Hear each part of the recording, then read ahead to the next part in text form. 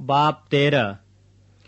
उसी रोज यीशु घर से निकलकर झील के किनारे जा बैठा और उसके पास ऐसी बड़ी भीड़ जमा हो गई कि वो कश्ती पर चढ़ बैठा और सारी भीड़ किनारे पर खड़ी रही। और उसने उनसे बहुत सी बातें तमसीलों में कही कि देखो, एक बोने वाला बीज बोने निकला और बोते वक्त कुछ दाने राह के किनारे गिरे और परिंदे ने आकर उन्हें चुंग लिया, और कुछ पथरीली जमीन पर गिरे जहां उनको बहुत मिट्टी न मिली और गहरी मिट्टी न मिलने के सबब से जल्द उगाए।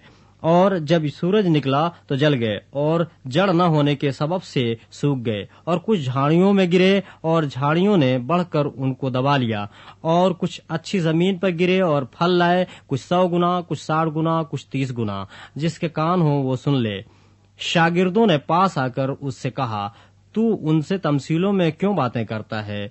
उसने जवाब में उनसे कहा, इसलिए कि तुमको आसमान की बादशाही के भेदों की समझ दी गई है, मगर उनको नहीं दी गई। क्योंकि जिसके पास है उसे दिया जाएगा और उसके पास ज्यादा हो जाएगा, और जिसके पास नहीं है उससे वो भी ले लिया जाएगा जो उसके पास है। मैं उनसे तफसीलों में इसलिए बातें करता हूँ कि वो देखते हुए नहीं देखते और सुनते हुए नहीं सुनते और नहीं समझते। और उनके हक में यशायाह की ये पेशन गोई पूरी होती है कि तुम कानों से सुनोगे पर हरगिज न समझोगे, और आंखों से देखोगे पर हरगिज मालूम न करोगे। क्योंकि इस उम्मत के दिल पर चर्बी छा गई है और वो कानों से ऊंचा सुनते हैं और उन्होंने अपनी आंखें बंद कर ली हैं, ता ऐसा न हो कि आंखों से मालूम करें और कानों से सुने और दिल से समझें और रुजू लाएं और मैं उनको शिफा बख्शूं। लेकिन मुबारक हैं तुम्हारी आंखें इसलिए कि वो देखती हैं और तुम्हारे कान इसलिए कि वो सुनते हैं। क्योंकि मैं तुमसे सच कहता हूँ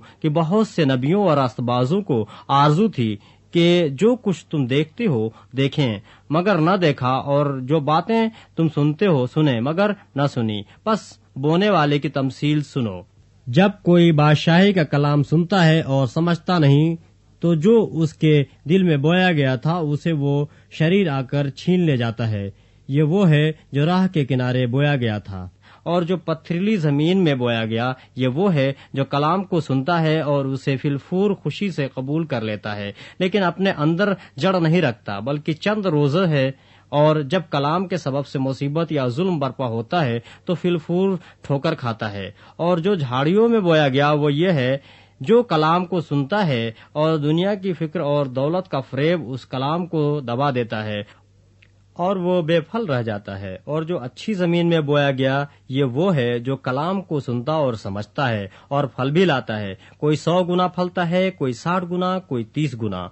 उसने एक और तमसील उनके सामने पेश करके कहा कि आसमान की बादशाही उस आदमी के मानिंद है जिसने अपने खेत में अच्छा बीज बोया, मगर लोगों के सोते में उसका दुश्मन आया और गेहूं में कड़वे दाने भी बो गया। बस जब पत्तियां निकली और बालें आई तो वो कड़वे दाने भी दिखाई दिए। घर के मालिक के नौकरों ने आकर उससे कहा, ऐ खुदाबंद, क्या तूने अपने खेत में अच्छा बीज न बोया था? उसमें कड़वे दाने कहाँ से आ गए? उसने उनसे कहा, ये किसी दुश्मन ने किया है। नौकरों ने उससे कहा, तो क्या तू चाहता है कि हम जाकर उनको जमा करें? उसने कहा, नहीं, ऐसा न हो कि कड़वे दाने जमा करने में तुम उनके साथ गेहूं भी उखाड़ लो। कटाई तक दोनों को इकट्ठा बढ़ने दो, और कटाई के वक्त में काटने वालों से कह दूंगा कि पहले कड़वे दाने जमा कर लो और जलाने के लिए उनके गट्ठे बांध लो और गेहूं मेरे खत्ते में जमा कर दो।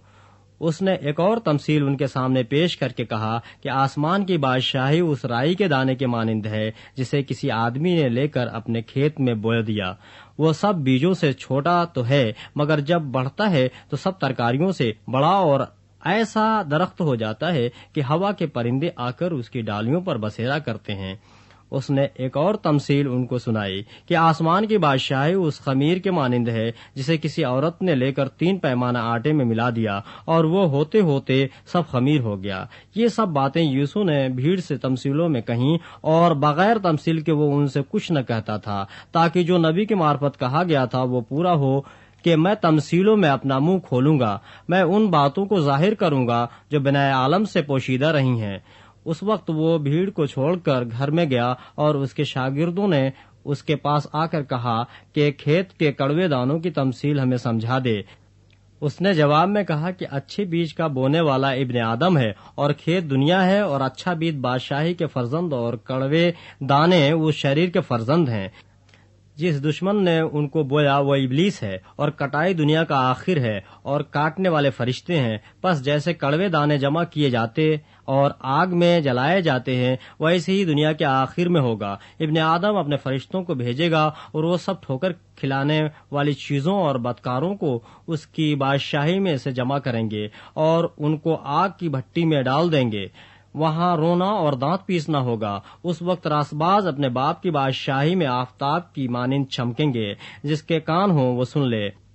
آسمان کی بادشاہی کھیت میں چھپے خزانے کے مانند ہے، جسے کسی آدمی نے پا کر چھپا دیا اور خوشی کے مارے جا کر جو کچھ اس کا تھا بیچ ڈالا اور اس کھیت کو مول لے لیا۔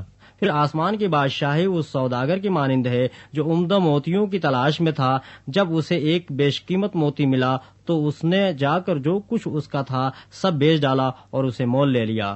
پھر آسمان کی بادشاہی اس بڑے جال کی مانند ہے جو دریا میں ڈالا گیا، اور اس نے ہر قسم کی مچھلیاں سمیٹ لیں، اور جب بھر گیا تو اسے کنارے پر کھینچ لائے اور بیٹھ کر اچھی اچھی تو برتنوں میں جمع کر لیں اور جو خراب تھیں پھینک دیں۔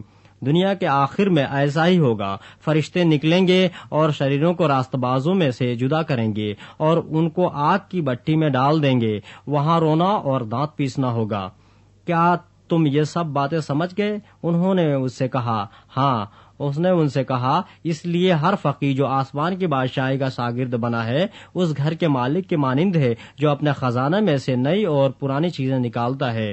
جب یوسف یہ تمثیلیں ختم کر چکا تو ایسا ہوا کہ وہاں سے روانہ ہو گیا اور اپنے وطن میں آ کر ان کے عبادت خانے میں ان کو ایسی تعلیم دینے لگا کہ وہ حیران ہو کر کہنے لگے، اس میں یہ حکمت اور موعظے کہاں سے آئے؟ کیا یہ بڑھئی کا بیٹا نہیں؟ اور اس کی ماں کا نام مریم اور اس کے بھائی یعقوب اور یوسف اور سمعون اور یہودا نہیں؟ اور کیا اس کی سب بہنیں ہمارے یہاں نہیں؟ پھر یہ سب کچھ اس میں کہاں سے آیا؟ اور انہوں نے اس کے سبب سے ٹھوکر کھائی۔ مگر یوسف نے ان سے کہا کہ نبی اپنے وطن اور اپنے گھر کے سوا اور کہیں بے عزت نہیں ہوتا، اور اس نے ان کی بے اعتقادی کے سبب سے وہاں بہت سے معجزے نہ دکھائے۔